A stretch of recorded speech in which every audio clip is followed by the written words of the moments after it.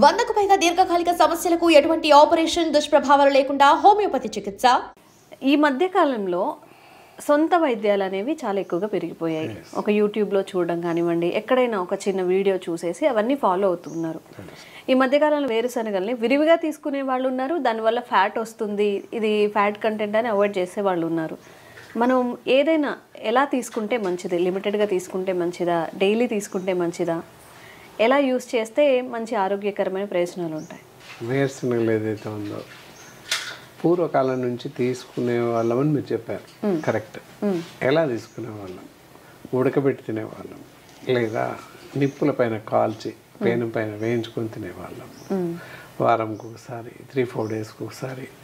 వేరుశనగల season వర్షాకాలంలో పచ్చి వస్తే కొత్త పల్లీలు వస్తాయి, ఇది దసరా ముందర. మళ్ళీ తర్వాత వేసవిలో వస్తాయి. వేసవి కన్నా దసరా ముందు వచ్చే పల్లీలు చాలా బలిష్టంగా ఉంటాయి వాస్తవానికి. సో పచ్చివి అలాగే తినడం, కొంతమంది పచ్చివి అలాగే తింటుంటాం, చేల్లో నుంచి తెప్పేసుకొని తినేవాళ్ళం మేము చిన్నప్పుడు. లేదా అలాగే తీసుకొచ్చేసి కాల్చేసి పొట్టుతో పాటు కాల్చేసి తినడం, ఇవి చేసేవాళ్ళం. అలా చేయడం వల్ల చాలా ప్రయోజనాలు ఉన్నాయి. అందులో పిండి పదార్థాలని, చాలా రకాల పోషక విలువలు ఉన్నాయి, ఐరన్ కంటెంట్ ఉంది, చాలా బలిష్టమైనటువంటి ఆహారం అని చెప్పొచ్చు. ఎముకలకి బలం చేకూరుతుంది, ముఖ్యంగా బ్రెయిన్కి బలం చేకూరుతుంది, గుండెకి బలం చేకూరుతుంది. ఇలా ఎంతో ఇతోధికంగా దానివల్ల లాభాలు ఉన్నాయి. అలా అని చెప్పేసి పూర్వకాలంలో చెప్పేవాళ్ళం, ఏం తెలియనప్పుడు కూడా పల్లీలు కాల్చుకొని తినేవాళ్ళం అంతే పూర్వంలో. కానీ ఇప్పుడు వేరుశనగలు తినడం వల్లనే గుండెలో ఫ్యాట్ పెరిగిపోతుంది, గుండెకి మంచిది కాదు అని చెప్తున్నారు, అక్కడక్కడ అంటున్నారు. కానీ అలా తినేవాళ్ళం. తింటే దానికి ఒక లిమిటేషన్స్ ఉంటాయి. ఏంటంటే పల్లి తిన్న తర్వాత, పల్లికాయలు తిన్న తర్వాత అప్పుడు ఏంటి, నిప్పులో వేసి కాల్చి తినడం, లేదా పేనం పైన వేయించుకొని తినడం, ఉడకబెట్టి తినడం చేసేవాళ్ళం. ఎప్పుడైతే పల్లీలు తింటామో, గుప్పెడు తింటాము సహజంగా, దానికి చాలా పెద్ద క్రేజ్ ఉంది. సినిమా హాల్లో కానీ అక్కడక్కడ కానీ పల్లి అని అమ్ముతూ ఉంటారు స్టేషన్లో. ఇప్పటికీ నౌ ప్రెసెంట్ ఈజ్ దేర్, పల్లి ఇప్పుడు అమ్ముతుంటారు. సో పల్లీకి ఉన్న క్రేజ్ అంతా ఇంత కాదని చెప్పొచ్చు. అంత క్రేజ్ ఉన్న పల్లికి మరి అంతే ఎత్తున ప్రయోజనాలు కూడా ఉన్నాయి, చెప్పొచ్చు అది కూడా. అలా పల్లీలు తీసుకున్నప్పుడు వెంటనే నీళ్లు తాగకూడదు. పల్లి తిన్న తర్వాత ఏదైనా ఒక ఆహారం తీసుకున్నాక నీళ్లు తాగడం పరిపాటి.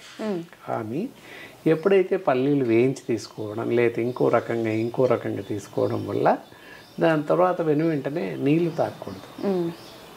డైరెక్ట్గా పల్లి తీసుకున్నప్పుడు ఏం చేయాలి? పూర్వంలో ఏం తెలియని కాదు, కాస్త బెల్లం తినండి అని చెప్పేవాళ్ళు, బెల్లం ఇచ్చేవాళ్ళు. మేము పల్లి తిన్న తర్వాత కొంత బెల్లం ముక్కి ఇచ్చేవాళ్ళు, తిన్నాక కాసేపటికి నీళ్లు తాగేవాళ్ళు.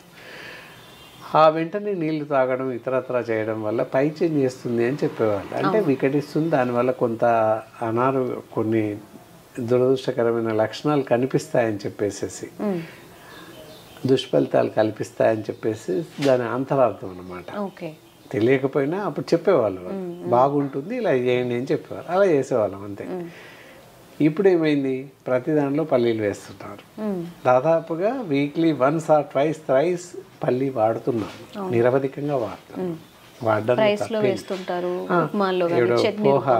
పోహా వాడినా, ఉప్మాలో కానీ, లేదా ప్రతి టిఫిన్కి చట్నీ పల్లీతోనే చేస్తున్నారు. రకరకాలుగా చేయొచ్చు, కానీ పల్లీ చట్నీ అనేది తప్పనిసరిగా చేస్తున్న సందర్భాలు ఉన్నాయి. ఇంతకు పూర్వకాలంలో నేను చెప్పినట్టుగా జస్ట్ ఎప్పుడో అప్పుడు ఆల్టర్నేట్గా కాల్చుకొని తినడము, సీజన్స్ అప్పుడు, దసరా ముందర లేదా వేసవి కాలంలో ఇలా పల్లీలు వస్తే అవి వచ్చినప్పుడు ఎక్కువగా వేయించుకొని తినేవాళ్ళం. లేదా పూర్వకాలంలో ఏ జాతరకు వెళ్తాను, ఏ సినిమాకి వెళ్తాను, సర్కస్కి వెళ్తాను, అక్కడ పల్లీలు కొనుక్కొని తినేవాళ్ళం కాల్చినవి. అలా ఆ విధంగా దానికి ఉన్న ప్రయోజనాలు మనం తీసుకునే వాళ్ళం, అది తినేవాళ్ళం. తర్వాత ఉప్పు కారం, చిల్లీ పౌడర్ లేదా సాల్ట్ వేసి, ఇప్పుడు నవడేస్ ఇప్పుడు కూడా దొరుకుతున్నాయి మసాలా పీనట్స్ అని చెప్పేసి, అలా కూడా తింటాం. ఎలా తిన్నా దాని యొక్క ప్రయోజనం మాత్రం తగ్గదు అని చెప్పచ్చు. అలా కాకుండా మరీ ఎక్కువగా తీసుకోవడం అంత సబబు కాదు. ఈ మధ్య ఏం చేస్తున్నారు, పీనట్ బటర్ అని చెప్పేసి ఫేస్ చేసి డబ్బాలలో పెట్టేసి అమ్ముతున్నారు. సో అలా చేసింది తినకపోవడం శ్రేయస్కరం కాదు, తినకపోవడమే చాలా మంచిది. ఫ్రెష్గా పల్లీలు దొరుకుతున్నప్పుడు పల్లీల ఫేస్ చేసి దాచిపెట్టుకొని తినాల్సిన అవసరం లేదే, దొరక్కపోతే అవసరం అప్పుడు. సో విరివిగా లభిస్తుంది పల్లి అనేది, దొరుకుతుంది మార్కెట్లో ఎవ్రీడే. ప్రతి ఇంట్లో పల్లీలు స్టాక్ ఉంటాయి. ప్రతి బ్రేక్ఫాస్ట్కి పల్లీతో తయారు చేసిన చట్నీయే తింటుంటాం. దోశ అవని, ఇడ్లీ అవని, ఇంకేదైనా అవని, దాదాపు అన్ని టిఫిన్స్లో చట్నీ తప్పకుండా ఉంటుంది, పల్లీ chutney. Other than more than curries ఉన్నా, సాంబార్ ఉన్నా, ఏదున్నా చట్నీ మాత్రం ఉంటుంది. సో ఆ విధంగా విరివిగా వాడుతున్నాం అని చెప్పచ్చు. అలా కాక మీరు ఇంకో క్వశ్చన్ అడిగారు, గుండె జబ్బులు గురించి. మరి పల్లీలు తినడం వల్ల లేదా పల్లి నూనె వాడటం వల్ల ఫ్యాట్స్ పెరిగిపోతున్నాయని చెప్పేసి చాలామంది బెంబేలు పడిపోతున్నారు. చాలామంది అడుగుతున్నారు, శ్రోతలు అడుగుతున్నారు, మా దగ్గర పేషెంట్స్ కూడా అడుగుతుంటారు, సార్ పల్లి తినడం వల్ల కొవ్వు పెరుగుతుందట, గుండె జబ్బులు వస్తాయంట కదా అని అడుగుతుంటారు. ఈ అపోహ నెయ్యి కూడా ఉంది. చాలా మంది నెయ్యి తింటున్నావు అంటే, నెయ్యి ఎందుకు తింటున్నావు, ఫ్యాట్ కంటెంట్ కదా, ఫ్యాట్ వస్తుంది కదా అని అంటుంటారు. ఇక్కడ ఒకటి గమనించాలి, ఏదైతే వేరుశనగ విత్తనాలు కానివ్వండి, నూనె కానివ్వండి వాడడం వల్ల ఎలాంటి ప్రమాదం లేదు. గుండె జబ్బు వస్తుంది అని చెప్పడం కానీ, ఫ్యాట్ పెరుగుతుంది అని చెప్పడం కానీ, బరువు పెరుగుతుంది అని చెప్పడం కానీ ఏ మాత్రం నిజం లేదు, అపోహ మాత్రమే అని చెప్పచ్చు. ఓకే. ఎందువల్ల అంటే అందులో పల్లీల్లో, వేరుశనగల్లో సాల్యుబుల్ ఫ్యాట్స్ ఉంటాయి, సాల్యుబుల్ ఫ్యాట్స్ ఉంటాయి. నువ్వుల్లో కూడా సాల్యుబుల్ ఫ్యాట్స్ ఉంటాయి. సో అందువల్ల నువ్వులు, పల్లీలు వాడడం వల్ల ఎలాంటి ప్రమాదం లేదు. నువ్వుల నూనెని కూడా కూరల్లోకి యూజ్ చేసుకోవచ్చు, వాడచ్చు. పూర్వం పల్లి నూనె కన్నా ముందుగా నువ్వుల నూనె వాడేవాళ్ళం వంటల్లో. దాని కాస్ట్ పెరిగి లేదా పంట దిగుబడి లేక, ఇప్పుడు పర్వాలేదు, లేక నువ్వుల నూనె వాడడం ఆపేశాం. ఎక్కువ మట్టుకు వేరుశనగ నూనె అందరికీ తెలుసు. అసలు షాప్కి వెళ్ళి మంచి నూనె అంటే వేరుశనగ నూనె ఇచ్చేవాళ్ళు. అంతే, వేరుశనగ నూనె వంటలో విరివిగా వాడేవాళ్ళం. అంతటా దాదాపుగా సౌత్ ఇండియా మొత్తం పల్లి నూనె వాడేవాళ్ళం, ఎక్సెప్ట్ కేరళ తప్ప. వాళ్ళు ఎక్కువ కొబ్బరి నూనె యూజ్ చేస్తుంటారు. ఓన్లీ కేరళలోనే, ఇంకెక్కడ వాడరు. Only in Kerala they can use, those peoples are use only coconut oil, అక్కడ వాడతారు. అంతే తప్ప ఇంకెక్కడ ప్రపంచం మొత్తంలో ఎక్కడ వాడరు అది చెప్పచ్చు. అదేంటంటే కొన్ని ప్రదేశాలను బట్టి ఆహార నియమాలు ఉంటాయి. యూరోపియన్ కంట్రీస్, ఐస్లాండ్, స్కాట్లాండ్ అటు వెళ్ళినట్లయితే వైన్ తాగుతారు, వైన్ తాగితేనే బ్రతుకుతారు. మనం ఇక్కడ వైన్ తాగితే చనిపోతాం, జబ్బులు వస్తాయి. అదే తేడా అనమాట. సేమ్ అలాగే తిండి విషయంలో కూడా అమెరికన్స్ అటువైపు, దక్షిణ అమెరికా, యుఎస్, సౌత్ అమెరికా అటువైపు వెళ్తున్నట్టయితే ఆలివ్ ఆయిల్ వాడతారు వాళ్ళు వంటల్లో. ఇండియాలో కూడా నార్త్ ఇండియా పైకి వెళ్ళినట్టయితే ఆవ నూనె, పల్లి నూనె ఇవి వాడతారు. ఆవ నూనె ఎందుకు వాడతారు? ఢిల్లీ ఆ పైన వెళ్తే ఆవ నూనె వాడతారు వంటల్లో.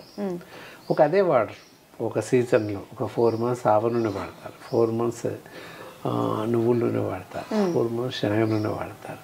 3 రకాల నూనెలు వాడతారు అక్కడ. ఈ నూనెలు కూడా లాంగ్ టైం, మనం సంవత్సరాల తరబడి ఒకటే ఆయిల్ వాడడం కూడా మంచిది కాదు అంటారా? అలా ఏం లేదు. ఇందాక నార్త్ ఇండియాలో ఎందుకు వాడతారు అంటే అక్కడ అంతా చలి ప్రదేశం. వెగరైజ్ మధ్యప్రదేశ్ నుంచి ఆ పైకి వెళ్ళిపోతూ ఉంటే భోపాల్ తర్వాత మధుర అంతా, ఆగ్రా ఏరియా అంతా చలి ప్రదేశం, ఎక్కువగా చలి ఉంటుంది. సో అతి చల్లని ప్రదేశం కనుక హీట్ కెన్ బి ప్రొడ్యూస్డ్, వేడి శరీరానికి కావాలి కనుక ఆవ నూనె వాడతారు అక్కడ. That is the cause. అంతే కానీ మనం ఆవ నూనె వాడడానికి లేదు. అందుకే ప్రదేశాన్ని బట్టి ఆహార నియమాలు, అంతే తప్ప అక్కడ ఆలివ్ ఆయిల్ వాడుతున్నారు అని మనం ఇక్కడ వాడడానికి లేదు. ఇట్ ఈస్ వెరీ డేంజరస్ అనమాట. ఆలివ్ ఆయిల్ కానీ ఇంకోటి కానీ వాడకూడదు. ఎంతసేపు పల్లి నూనె, నువ్వుల నూనె ఈ రెండు వాడవచ్చు. వీటిలలో సాల్యుబుల్ ఫ్యాట్స్ ఉంటాయి. వేరే నూనెలో కొబ్బరి నూనె కానీ ఇతరత్ర వేరే నూనెలు ఏదైనా వాడితే వాటిలో అన్సాచురేటెడ్ ఫ్యాట్స్ ఉంటాయి. మనం ఇక్కడ వేరుశనగ గురించి చెప్పుకుంటున్నాం కనుక వేరుశనగ విత్తనాలు నానబెట్టి తింటే, మీరు నానబెట్టి తింటే కూడా అత్యధిక ప్రయోజనాలు ఉన్నాయి. సో దానివల్ల ఏంటంటే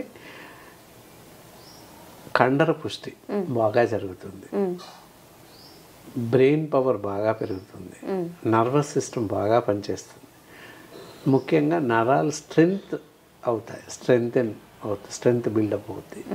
ఈ విధంగా మనకి పల్లీలు ఏ విధంగా, వేరుశనగల్ని ఎలా తీసుకున్నప్పటికీ నష్టం లేదు. అయితే చూసుకొని తీసుకోవాలి. ఎవ్రీడే కాకుండా వీక్లీ 1, 2 అలా తీసుకోవడానికి ప్రయత్నించాలి. ఏదైనా కూడా మితంగా తీసుకోవడమే మంచిది. అత్యధికంగా తీసుకోవడం వల్ల ప్రమాదం ఉంటుంది. ఏది తీసుకున్నా అత్యధికంగా తీసుకోకూడదు. అంతే తప్ప మితంగా తీసుకున్నట్లయితే కొంతవరకు మనం శరీర ఆరోగ్యాన్ని కాపాడుకోవచ్చు. అందువల్ల వేరుశనగలతో నష్టం లేదు, లాభం ఉంది, మితంగా తీసుకోవాలి అంతే. అదండి, ఫుడ్డే కదా, న్యాచురల్గా ఉండేవే కదా అని చెప్పి ఎప్పుడు పడితే ఎప్పుడు తింటాం, ఎంత క్వాంటిటీ పడితే అంత తినడం కాకుండా మితంగా ఏది తిన్నా కానీ లిమిటెడ్గా తినడం అలవాటు చేసుకుంటే ఎలాంటి ఆరోగ్య సమస్యలు కూడా రావు. థ్యాంక్ యూ డాక్టర్ గారు. ఒబెసిటీ, ఊబకాయం చాలా మందిని వేధిస్తున్న సమస్య. దీనివల్ల అనేక రకాల అనారోగ్య సమస్యలు వస్తున్నాయని చెప్తున్నారు. అసలు ఏంటి ఒబెసిటీ, ఎందుకు ఇంతగా ఈ సమస్య వేధిస్తుంది, విఆర్కే డైట్తో దీనికి పరిష్కారం ఉంటుందా, వివరాలు తెలుసుకుందాం. ఈరోజు మనతో పాటు ఉన్నారు ప్రముఖ డైట్ గురు వీరమాచినేని రామకృష్ణ గారు. సార్ నమస్తే. సార్ ఒబెసిటీ దానికి చెక్ పెట్టడం అంటే విఆర్కే డైట్ అనేది చాలా ప్రాచుర్యంలోకి వచ్చింది. అవును. సో మంచినీళ్ళు తాగినంత ఈజీగా నేను బరువు తగ్గిస్తానని చెప్తూ ఉంటారు. సో అది నిజంగా సాధ్యమేనా? అసలు ఎందుకు ఊబకాయం సమస్య అనేది వస్తుంది? ఊబకాయం తగ్గించుకోకపోతే ఏం జరుగుతుంది? అసలు ఒబెసిటీ అంటే ఏంటి? ఒబెసిటీ అనేది జబ్బా? ఒబెసిటీ అనేది జబ్బు తాలూకు లక్షణమా? నిజానికి ఒబెసిటీ జబ్బు కాదు. ఇన్సులిన్ రెసిస్టెన్స్ అనే జబ్బు తాలూకు ఒక లక్షణం. అంటే దానికి చాలా లక్షణాలు ఉంటాయి, symptoms. Diabetes, obesity, BP, thyroid, PCOD, hormone issues చాలా ఉంటాయి. వాటిల్లో ఇదొకటి, ఒబెసిటీ ఒకటి. ఒబెసిటీ ఈ ప్రపంచంలో ఎక్కువ సమస్య ఉంది ఎవరికి అంటే ఒబెసిటీ. ఎంత సన్నగొడగానే గుప్పుడు పొట్ట ఉంటుంది, అన్వాంటెడ్ ఖచ్చితంగా ఉంటుంది. ఎందుకంటే ఈ ప్రపంచంలో 2 మెటబాలిజాలు ఉన్నాయి, గ్లూకోజ్ మెటబాలిజం, ఫ్యాట్ మెటబాలిజం. ప్రపంచంలో అందరూ గ్లూకోజ్ మెటబాలిజాలు ఉంటారు. ఈ గ్లూకోజ్ మెటబాలిజం అడ్వాంటేజ్, అది బాగా రుచిగా ఉంటుంది, బాగా చౌకగా ఉంటుంది, బాగా దొరుకుతుంది, అన్నీ బాగానే ఉంటాయి. దాంట్లోనే ఇన్హరెంట్గా ఉండే ప్రాబ్లం కారణంగా ప్రపంచం మొత్తం ఒబెసిటీ ప్రాబ్లం ఫేస్ చేస్తుంది. క్యూటో డైట్లో ఉండే అసలు ప్రాబ్లం ఫేస్ చేయరు. క్యూటో డైట్లో అసలు ఒబెసిటీ అనే పదమే ఉండదు.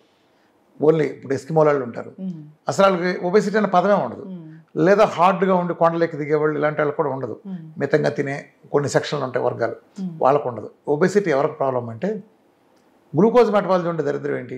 ఇప్పుడు నువ్వు కార్బోహైడ్రేట్స్ తింటాం, అన్ని రకాల కార్బోహైడ్రేట్స్ తినగానే శరీరం గ్లూకోజ్ అది గ్లూకోజ్ అవుతుంది కదా. గ్లూకోజ్గా మారిన తర్వాత అది ఎక్కడికి వెళ్ళాలి? మన పెట్రోల్ ట్యాంక్ వెళ్ళాలి. ఒక కారులో పెట్రోల్ ట్యాంక్ ఎనర్జీ వెళ్ళినట్టు మన శరీరంలో ఉండే పెట్రోల్ ట్యాంక్ పేరు సెల్ దగ్గరికి గ్లూకోజ్ వెళ్తుంది.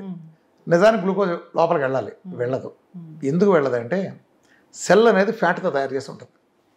సెల్ ఫ్యాట్తో అంటే ఫాస్ఫోలిపిడ్స్, లిపిడ్తో దాన్ని తయారు చేస్తారు. గ్లూకోజ్ అంటే వాటర్. సో నువ్వు సెల్ దగ్గరికి వెళ్తే నువ్వు ఆయిల్ మీద వాటర్, ఫాస్ఫోలిపిడ్ అంటే ఆయిల్ అనుకో రకంగా, నువ్వు ఒక ఆయిల్ మీద వాటర్ వేస్తే అది కిందకి సబ్మర్జ్ అవుతుందా లేకపోతే పైన తేలుతుందా? తేలుతుంది. ఆయిల్ మీద వేసినా లామినేటెడ్ పేపర్ మీద వాటర్ వేసినా ఏమవుతుంది? తేలుతుంది కదా. ఆయిల్ మీద వేసి ఇది వాటర్ కాబట్టి సెల్లోకి ఎంటర్ కాలేదు.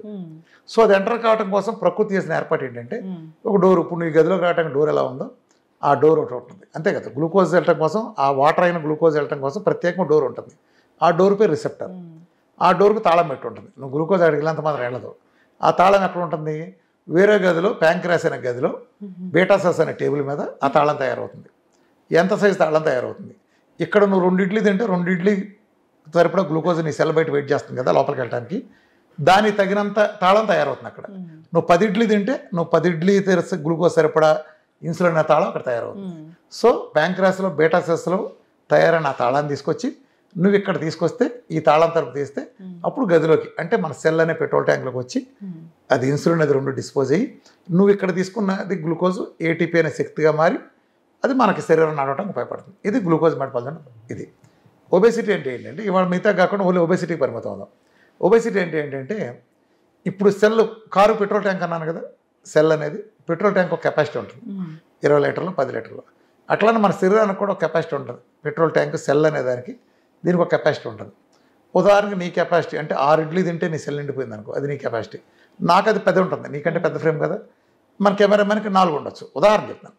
అంటే ఒక్కొక్కరికి ఒక్కొక్క పెట్రోల్ ట్యాంక్ కెపాసిటీ ఉంటుంది. ఈ పెట్రోల్ ట్యాంక్ కెపాసిటీ లోపు తింటే ఓకే.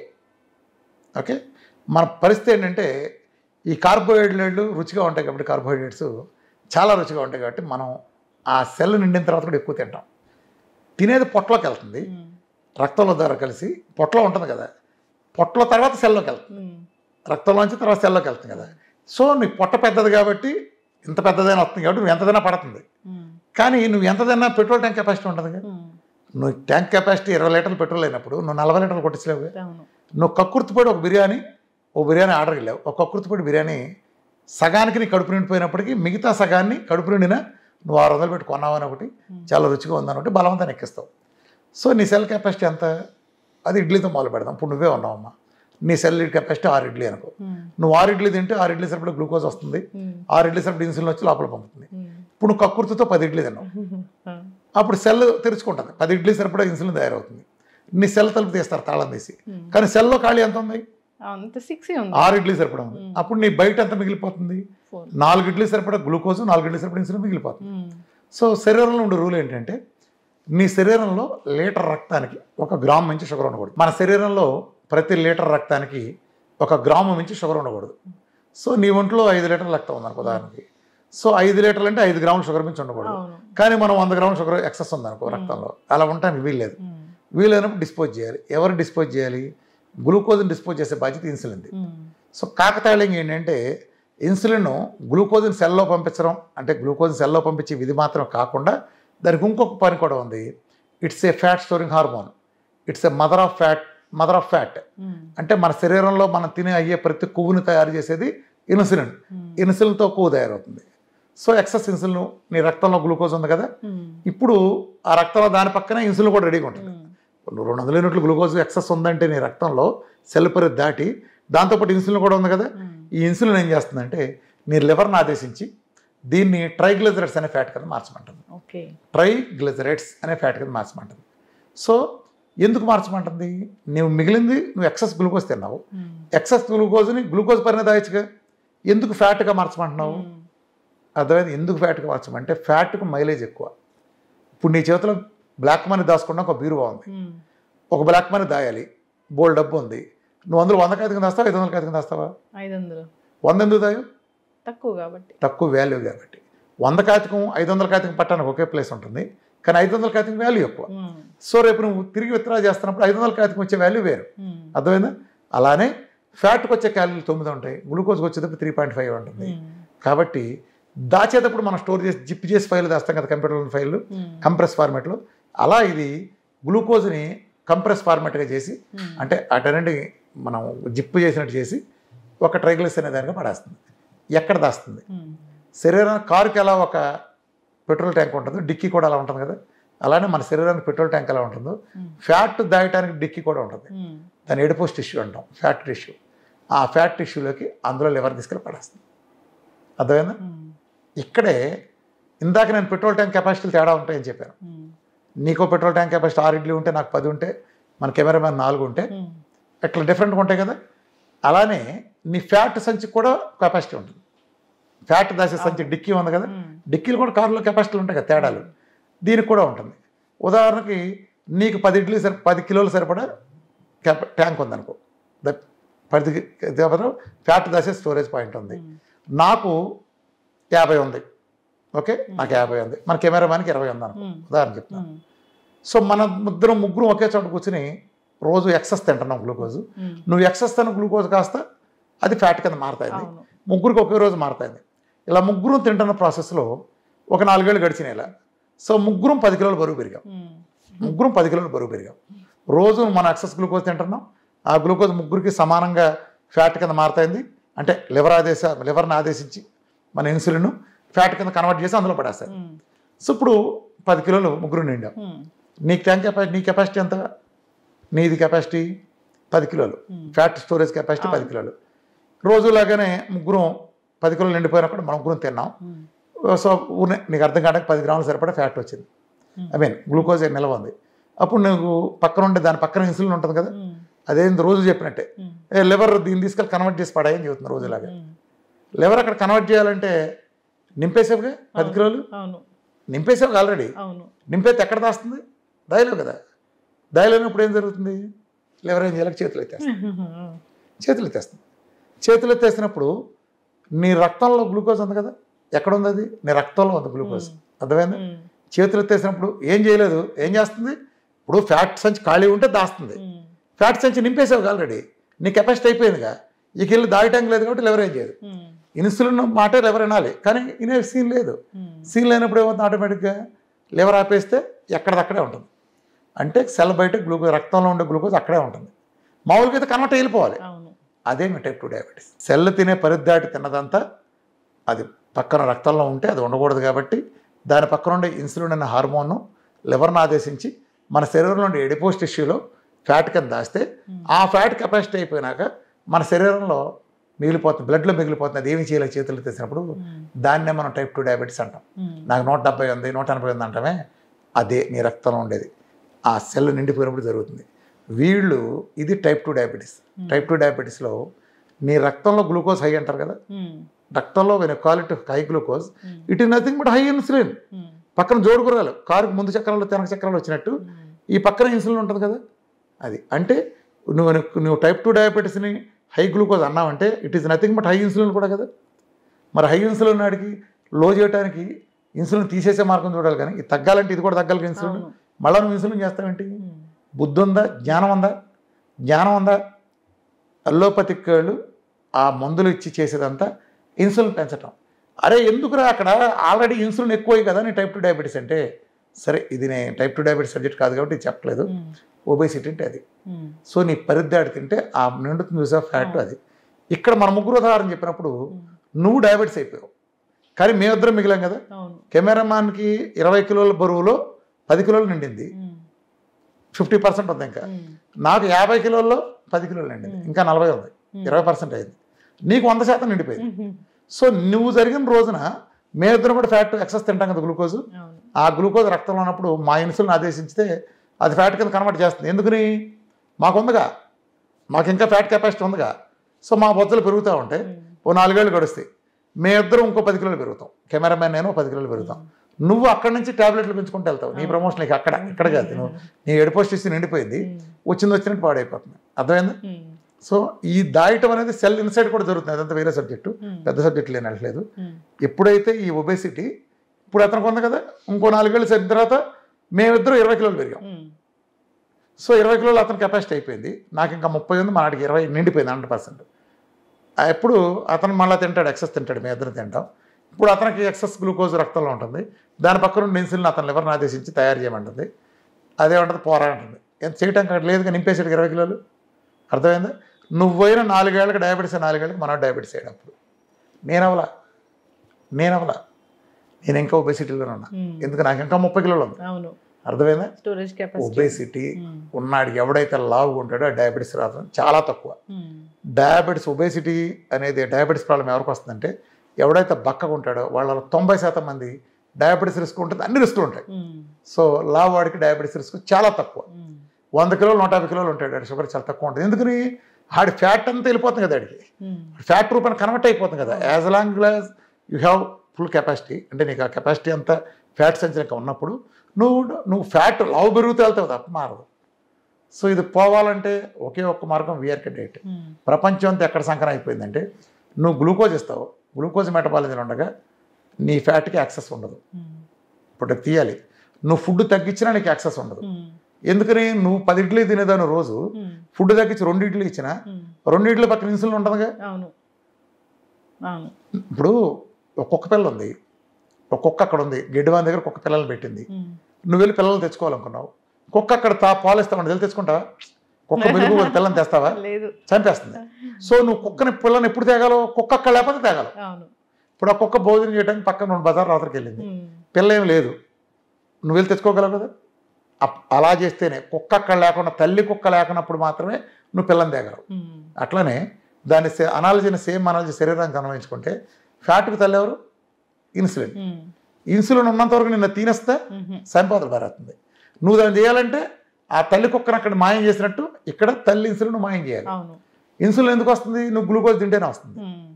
ఇప్పుడు ఫ్యాట్ గురించి చెప్తా. ఇందాక నేను ఏం చెప్పాను, ఫ్యాట్ సెల్ ఎడిపోస్ మన సెల్ అనేది అంటే ఆహారం తీసుకున్నప్పుడు ఉండే సెల్ ఉంటుంది, పెట్రోల్ ట్యాంకు ఆయిల్తో తయారైంటని చెప్పా. గ్లూకోజ్ వాటర్ కాబట్టి వాటర్ మీద పడింది కాబట్టి వాటర్ తీసుకోదు కాబట్టి దానికి తలుపులోంచి వెళ్ళాలి. ఆ తలుపుకు తాళం వేసింది కాబట్టి అది ప్యాంక్రాస్లో బీటా సెల్స్కి వెళ్ళి అక్కడ ఇన్సులిన్ తాళం తయారు చేసుకొచ్చింది. ఇప్పుడు కీటోన్స్కి వద్దాం. రెండో మెటబాలిజం ఫ్యాట్ ఉంది కదా, నేను ఎప్పుడైతే ఫ్యాట్ ఇచ్చానో ఇది తయారైంది ఏంటో సెల్ ఫ్యాట్తో, నేను ఇచ్చింది ఏంటి? ఫ్యాట్. ఇప్పుడు ఇది ఆయిల్, నేను ఆయిల్ మీద అదే ఆయిల్ వేసాను, ఏమవుతుంది? అబ్జర్వ్ అయిపోతుంది. అర్థమవుతుందా? ఎందుకు తీసుకుంటుంది కీటోన్స్? అప్పుడు కీటోన్ నేరుగా తీసేసుకుంది. ఎప్పుడైతే నేరుగా తీసేసుకుందో ఇంకా ఇన్సులిన్తో పని ఏంటి? గ్లూకోజ్ ఎందుకు అవసరం వచ్చింది? అది వాటర్ కాబట్టి, అది నేరుగా తీసుకోలేదు కాబట్టి, అందుకని నువ్వు అక్కడికి వెళ్ళి తాళం తీసి ఒక తలుపులోంచి రావాల్సి వచ్చింది. ఆయిల్ మీద వాటర్ అబ్జర్వ్ అవ్వదు కాబట్టి. ఆయిల్ మీద ఆయిల్ వేస్తే అబ్జర్వ్ అయిపోతుంది కదా. నువ్వు ఇచ్చింది కీటోన్స్, పాస్పోలిపిడ్స్ అదే ఉంది అక్కడ. సో అబ్జర్వ్ అయిపోయింది. ఇంక ఇన్సులిన్ తప్పనేంటి? సో నువ్వు ఫ్యాట్ పెట్టినప్పుడు ఇన్సులిన్ తప్పలేదు. అర్థమైందా? ఎప్పుడైతే ఇన్సులిన్తో నేను ఆ డైట్లో ఏం చేస్తాను, గ్లూకోజ్ తీసేస్తా, కీటోన్స్ ఫ్యాట్ ఇస్తా. ఫ్యాట్ ఇచ్చినప్పుడు ఏం జరుగుతుంది? ఫ్యాట్ ఇస్తే ఇన్సులిన్ వస్తుందా? రాదు. ఇన్సులిన్ ఉన్నప్పుడు ఏముంది? కుక్కలు ఉన్నప్పుడు తల్లి కుక్కలు ఉన్నప్పుడు పిల్లలు తెచ్చుకోవచ్చు కదా.